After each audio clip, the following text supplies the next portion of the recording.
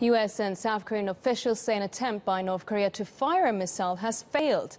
It was fired from the port city of Sinpo, where previous tests have also been held. It's not clear what type of missile it was, but on Saturday, Pyongyang paraded what appeared to be long-range ballistic missiles at a military display marking the birth anniversary of the country's founder. Meanwhile, US Vice President Pence has arrived in Seoul to discuss Pyongyang's missile and nuclear programs. For more on this story, Ong-Webb is a research fellow at the S. Rajaratnam School of International Studies in Singapore.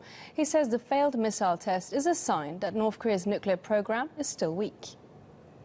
They're far from being extremely competent enough to create a credible threat against regional allies.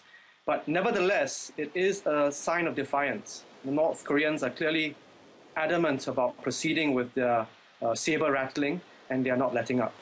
The North Koreans are pressing forward, and the Americans are also pressing forward. We know that the USS Carl Vinson is likely to be in the area already, having diverted its course from its original destination towards Australia.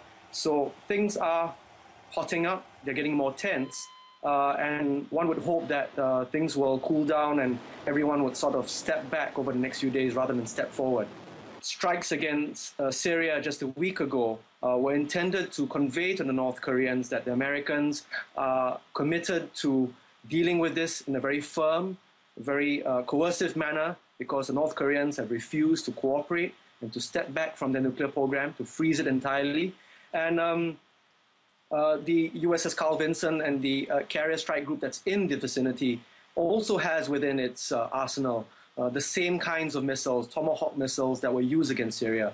So the Trump administration is telling the North Korean government that they will certainly come to use their offensive strike capability to cripple North Korea's nuclear program if required.